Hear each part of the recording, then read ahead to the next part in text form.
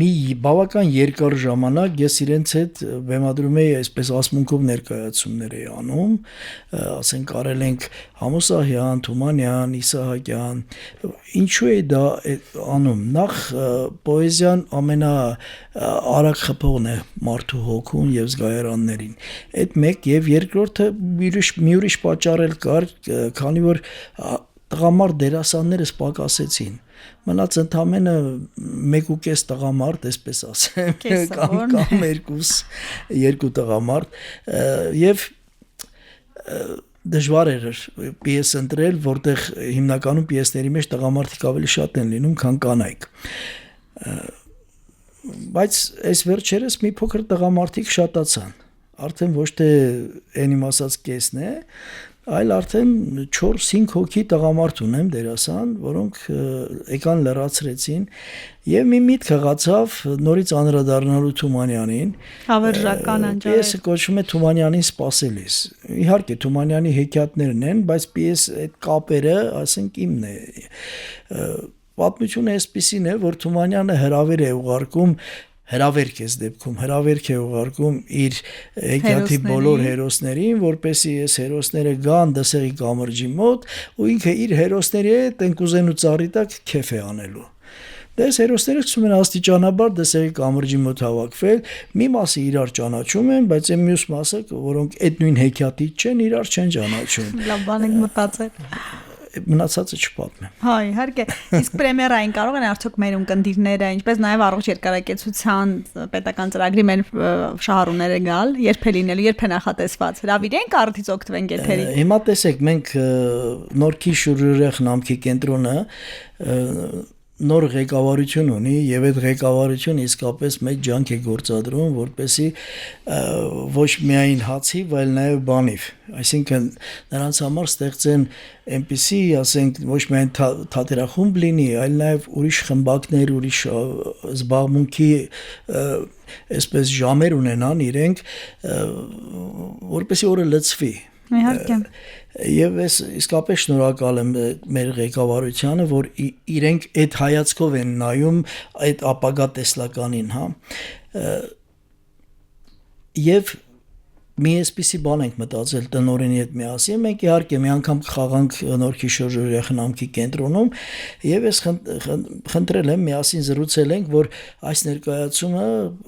առաջնախաղից հետո մենք նաեւ որևէ մեր պրոֆեսիոնալ թատրոնի բեմերից մեկում ներկայացնենք արդեն ավելի լայն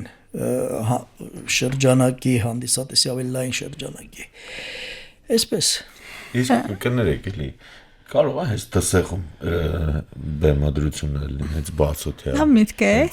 Դե եթե Մշակույթի նախարարությունը դիմենք, ասենք, որ ապահովել տեխնիկական կողմը, տրանսպորտային կողմը։ Լավ է, որ հաղորդման շրջանակում միտքել գաղափարել եկավ, հրաշալի բան եք առաջարկում։ Հա, իհարկե կարող ենք։ Օրինակ ես վերջերս ես իրենց տարա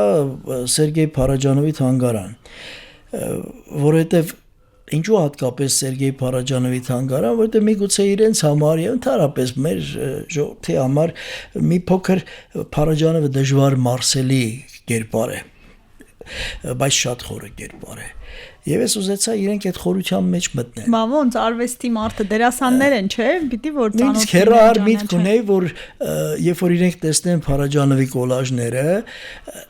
վերադարձից հետո մտածենք միգուցե իրենք էլ իրենց հուշերով ինչ որ կոլաժներ սկսեն անել։ Դեռ այդ գաղափարը օթում էսպես տվայտվում եք տեսնենք էլի, կստացվի թե ոչ։ 3 տարիների մեր շփումը ցույց է տալիս, որ այդ գաղափարները որպես օթում եմ, հետո անպայման նյութականանում են, դառնում են ինչ-որ պրոյեկտ։ Մանավանդ Շեքսպիրը։ Այո։ Ֆիլմի պրոդյուսերը Իննա Սահակյանը հետագայում պարզվեց, որ մեր բակի հարս է։ Եվ իր կեսրարը, որի հետ ես ծանոթ էի, մի անգամ այսպես տաղավարում մեր լավ այգի ունենք, զրուցում ենք, բան, ինքը ինձանից իմացավ, որ ես աշխատում եմ Նորքի շրջօրյա խնամքի կենտրոնում եւ ասեց, բայ հարսս կինո ռեժիսոր է, այս թեման իրեն կհետաքրքրի։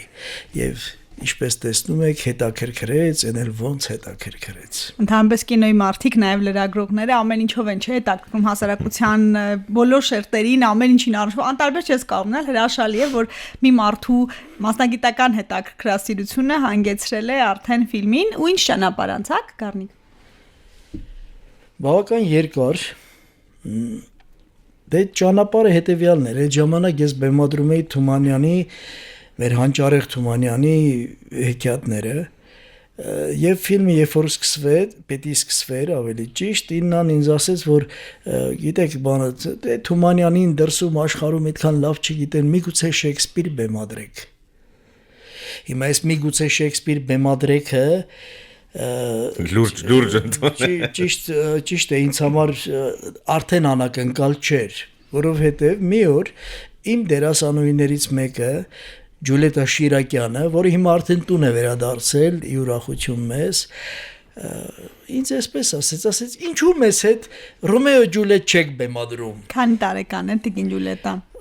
Արդեն 80-ին մոտ է։ Հրաշալի։ Ինչու չեք բեմադրում։ Ասի, հա, բեմադրեմ, բայց ով է Ջուլիետ խաղալու։ Ասեցի ես։ Անունս էլ Ջուլիետ է, ես էլ ինչ պակաս Ջուլիետ եմ։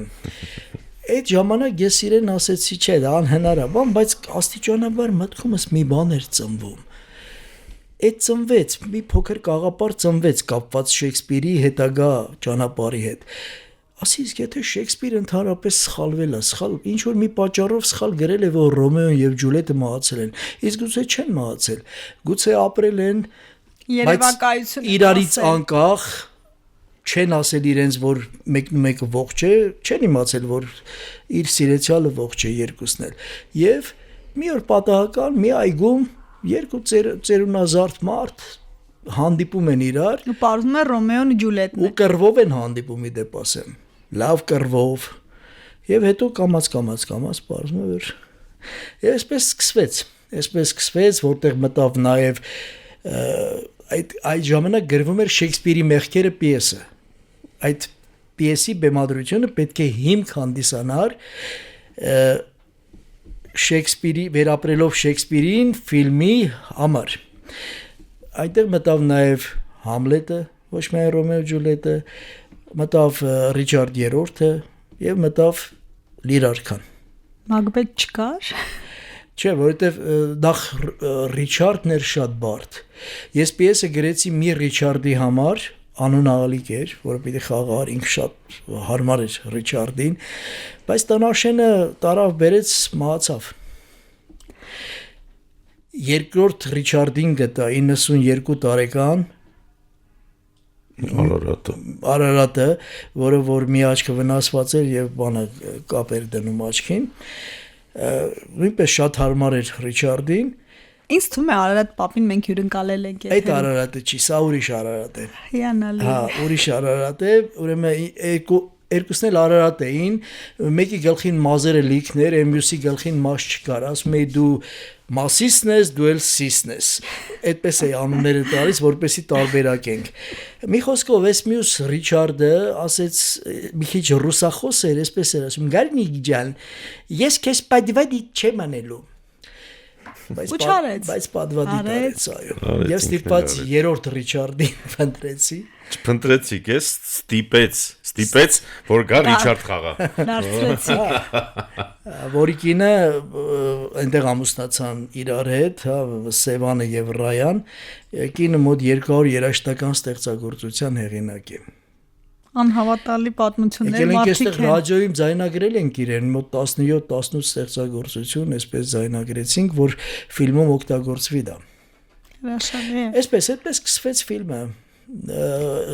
Փորձեր ավելի ճիշտ թատերական Տարմանի հետ եւ արդեն մենք չենք էլ նկատում, որ կամերա կա այնտեղ, գալիս է, մեզ նկարում է, բան։ Մենք մեր առօրյան անում ենք, իրենք իրենց գործն էին անում, մենք մերը։ Ռուբեն, ինչ գործ էիք անում եւ արդյոք տարիքային այս խմբի հետ, թիրախային այս խմբի հետ աշխատելը բարդություններ ունի եւ եթե կան դրական կողմեր, դա էլ ասեք։ Ես մի քիչ ավելի sense շուտվանից կամ էլի ավելի վաղ շրջանից ես այդ ժամանակ Բարձմեդիայի դոկումենտալ ֆիլմերի ստուդիան Բարձմեդիան այդ ստուդիայի գեղարվեստական ղեկավարն էի ու sense tenets ոնց որ թաթախված է էլի բոլոր համարյա պրոյեկտներում մեծ փոքր երկար կատ ու այդ թեման ճիշտ ասած ինձ չէր գրավում ու ես անդադ շրջանցում էի ինձ ասում էին ինանել այդ ժամանակ Ավրորայի Արշալույսի լուսաբացը Ավրորայի լուսաբացը ֆիլմով շրջագայությունների մեջ էր ու չէր հասնում նկարահանումների մասնակցել ու ես էլ հրաժարեցի որովհետև վաղ մանկուց իմ մոտ այդ մանկատների ու ծերանոցների են սովետական խնայում էիք ձեզ բանից ոնց որ չէի ուզում մոտենալ այդ թեմային ու սկսեցին նկարել Լիլիթին Մովսիսյան ներգրավեցինք որպես երկրորդ ռեժիսոր ինքը եկավ նկարահանումները շատ արել Լիլիթը ինանել է շատ արել ես ավելի ուշ շրջանում ոնց որ միացա հա երբ որ իմ տենց ինտենսիվ ներգրավվելու կարիքը զգացվեց էլի ու այն ժամանակ երբ որ ես մոտեցա այդ թեմային այդքան ահավոր չէր այդ թեման ու ոնց որ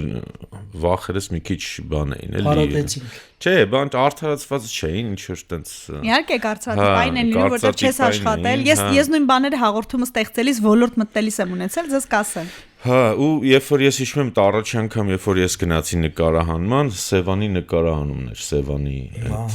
նկարահանման չգիտեմ դուք ֆիլմը տեսել եք թե դեռ չէ հա դե ոսկեցին կնայք այնտեղ մի տեսարան կա այդ իրենց շատ իմ կարծիքով ֆիլմում ամենալավ տեսարաններից մեկն է այդ տեսարանը մի խոսքով պատմում է էլի այդ իրանց իրական դեմքն է ոնց որ բաց այդ ամեն ինչի տակի մարդուն է էլի բացում ինչ որ չափով այդ ու տենց մտանք ու տենց գնաց 3 տարի մոտավորապես ֆիլմը նկարահանվել է վերջի մի տարին զուգահեռ համ նկարանում համ մոնտաժ այտենց